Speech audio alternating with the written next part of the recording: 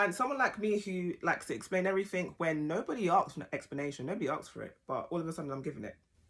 Okay, number one, stop replying instantly. When other people would take like 2 to 3 weeks to get back to me, I was like, that is so rude.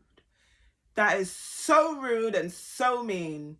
But then I realized, people have their own life. They have children, they have responsibilities, and sometimes you pick up your phone, you open the message, and then you just forget to reply. So don't take it personally. It doesn't always mean that someone's avoiding you if it happens to you. So when I had that mindset, I was like, okay, so if other people can take 2 weeks to reply, I will take 2 weeks. Now it wasn't matching energy. It wasn't okay, I don't monitor, because I've had someone monitor, this person took 1 day to reply, so I'm gonna take 2 days. It's not like that. If I see it and I want to reply straight away, I will. Even if it's taken them 2 weeks, I might reply straight away. If that's how I feel. If it's not, I won't. So it depends on me. I'm not reaction based with that. Okay, remember, you're not customer service. You do not have to reply immediately. Okay, and you do have to explain where you have, what you was doing. Number two, no is a full sentence. I don't know if you heard this before. I've heard it many times. No is a full sentence. Will you be coming to the family function? No. No, I don't think I'm gonna make it. Done. Because when you look at other people, they don't give you explanation. They don't say, I'm going to be in bed watching movies. They don't do all of that. Or, oh, I can't because I've got cooking, cleaning. Whether it's true or not, people don't explain themselves. They just say, no, I don't feel like doing it. And again, when you're dealing with toxic people, they don't want to do something, they're not going to do it. They're not going to explain to you why. They're not going to... You'll be there explaining to you why it hurts your feelings that they're not doing that. They're still going to tell you, no, I don't want to do it. I don't want to go on dates. I don't want to pay for your food. I don't want to do it. That's okay. So when you don't want to do something, don't do it. No is a full sentence. Number three, let people be confused. When you don't reply, when you say no, when it goes to that family function, people are going to question why, what happened, what are you going through? And people are going to be confused. And I feel like when you're in that people pleasing stage, you just get to a point where you have to justify, okay, I've got to tell them that I'm not coming to the family function because this person hurt my feelings, or I don't want to go because I feel uncomfortable. Let them be confused. Just say, I can't make it. Oh, why are you not coming? I can't make it. I hope you have a great time. Simple. You don't have to always correct things. You don't have to always control everything. Like, even though we're not controlling people, we want to control how people see us. We want to control situations. And sometimes you just can't. Protect your time like it's money, because it is. When I started protecting my time, I was told to go to a therapist. I was told I need help. I was told that I'm cold. I was told that I've changed. I was told that I'm mad because I'm not leaking energy anymore. Because the more research I done, the more I realized I am leaking energy everywhere. Friends, family, so when it comes to reading that book, looking after oneself, hot baths, self-care, making money, or just staring at a flipping blank wall, I didn't have that time and energy. Especially when it comes to like mums and stuff like that, when you don't have any energy to do anything, you literally, after you've done your responsibilities, you're cooking, you're cleaning, you're showering, and you're in bed and you fall asleep. If there's something you could have done to help you move forward, but you're so drained from the energy leak of life. I like this one. Number 5, don't answer every question. Privacy is power. There was a time where I used to overshare a lot. So people was able to come to call me up and say, oh yeah, just checking on you. And they'll be asking me question after question after question, and I'll be answering them. And I'm like, is this giving monitoring spirit? It's not so much monitoring spirit, it's just you're oversharing. You're oversharing. The same questions they're asking me, I ask them back. Crickets. They give me like closed-ended answers. Like they might be like, yeah, no, not really. But with you, you're going into detail. You're like, yeah, my partner's this and that, and we're doing this, we're traveling here, and he's got this, and he's giving me this, and he's gonna... No one asks for that. They just asked you, how is your partner? You could say he's fine and move on. You don't have to tell them everything. Manipulators, liars, cheaters, narcissists are going to... They're everywhere. Okay? Whether that's work, family, friends, they're everywhere. We can't stop that. We can't control that. The only thing we can control is us. So not answering every question, perfect. Because then it gets to a point where it's like they're not going to get much out of you.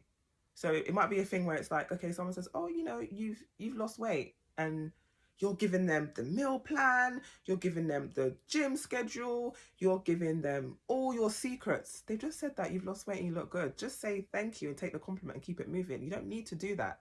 Because I noticed I used to give out so many nuggets, and in real life, so many nuggets of wisdom, and people will just come to me for those nuggets of wisdom and then take it and disappear. I think this is why it's very important that you understand, not just me as a content creator, but other content creators, when they have certain pieces of knowledge, the reason why it's behind a paywall is because, one, some people can't handle the knowledge. Some people like to, you know, argue, and everyone has an opinion. And three, we can't give away all the nuggets. Okay? You have to pay for some stuff. Number 6, oh, like this one. Number 6, stop being emotionally available to every little bit of drama. Let me tell you, since I've been on this journey, as people try to trigger me, and I just laugh. You know, and I'm going to talk about this in another video, but if you're that person, if you're that girl or that guy, they're going to purposely exclude you. They're going to take that trip, not invite you. They're going to have group chats where you're not invited, you're not in it. And I don't always feel like it's a mean girl or mean guy thing. It's just, you're going to take the spotlight. And they see you as a certain role. So let's just say you're like the Ferris type. You're the agony aunt. So they see you as somebody that you go to when you're down, when you need to vent. Whereas when they're happy and things are going good and their relationship's going good, you're not needed. You're just needed when things are going bad, to offload, to take the negative energy. You understand? And there's been a time where, you know, someone's been excluding me for a little while.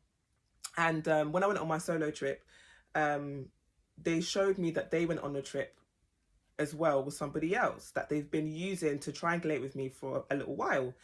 And I was like, oh, that's nice. And they're like, look at the photos, because they purposely withheld the information that they went on the trip. I asked them to go on that trip like a year prior, and I said, oh, why don't you go on the trip with me and like somebody else? And they were like, oh no, I can't, you know, I've bought this I've made this large purchase, I can't do that. But then when I saw them traveling with that particular person, and when the way that they did it, the way that they showed me the photos, and the way that they showed me the photos in front of everyone, was to make me look like I'm overreacting, I'm sensitive. So when I saw it, because that's the play that I usually go by, they feel like they can predict me, but I've come a long way. So when I saw it, I was like, oh, that's good, I hope you had a good time. Anyway, back to my solo trip, and I kept it back on me. It's not about, you feel insecure that you have to exclude me. You've been doing it for a long time now. I've called you out. You said it's in my head. I keep it moving. I can still contact you and have a relationship with you, but I know how the thing's set. I know what it is. You're insecure and you use me to project those feelings. I'm not absorbing it no more. Being okay, people are going to, when they feel in a certain way, they're going to use you to project their insecurity, try and make you jealous. Maybe they're jealous of you, but they want you to feel jealous. You can't exclude me if I've excluded myself out of the group dynamic. I understand that I don't work in a group dynamic. The way that I am, the way that I move, people are going to think that I'm trying to take the spotlight. I'm trying to be the leader. It's not that at all. But instead of me trying to fight against it, I'm working with it this time. I see my strengths and I'm working with it. This is my favourite one out of them all. This is the best one out of them all. I'm glad you waited to the end if you're here. Choose silence and observe people. When I started to choose silence, because you know me, I talk a lot. I've got a whole channel talking. Over 900 videos. So you know I can talk. When I decided to choose silence, I decided to observe. And I looked at the way people move and I'm like, hey. Because they don't think I'm watching and because I'm silent, they think I'm dumb. Which I like that. I like to be put in that position. And I'm able to look at actions like that. So when the words don't align, I can't hear you. I can't hear you. I can't hear you. If you say that you're a real ass girl and you're loyal and you're dedicated, but then I see you becoming a side chick, So if you're a side chick and you know that guy's married and you know that guy's in a relationship, you can't be around me, my man. You can't be, even if I'm single, you can't be around me because you're not loyal. That's one of the values I hold dearly. So the fact that I'm that and you're not, we don't align, let's not do it. I'm not going to listen to your words about how I'm loyal and I could never and I'm not this, and I'm looking at your actions, boo-boo. You're sleeping with other people's men. I can't. Or if a partner says, oh yeah, I'm loyal, but then you look in their phone and there's texts after texts, or you catch them cheating, you have to go by the actions. You can't go by the words. It doesn't align. That's why when people meet you, for example, and they find out that the words that you're saying aligns with who you are, it can kind of trigger them as well, because in their head it's like, oh, she's really that girl. She ain't lying. It's not cosplay. This is actually, she's genuine, she's authentic. Then they feel uneasy. That's when they try to bring you down and try to mess with your self-esteem and all types of stuff. But yeah, those are 7 ways to be unavailable without explaining it to anyone. If you like this video or there's any other signs, please let me know. If you like this video, mwah, mwah, mwah. Kiss, like, comment, subscribe. I'll see you soon. Mwah. Bye.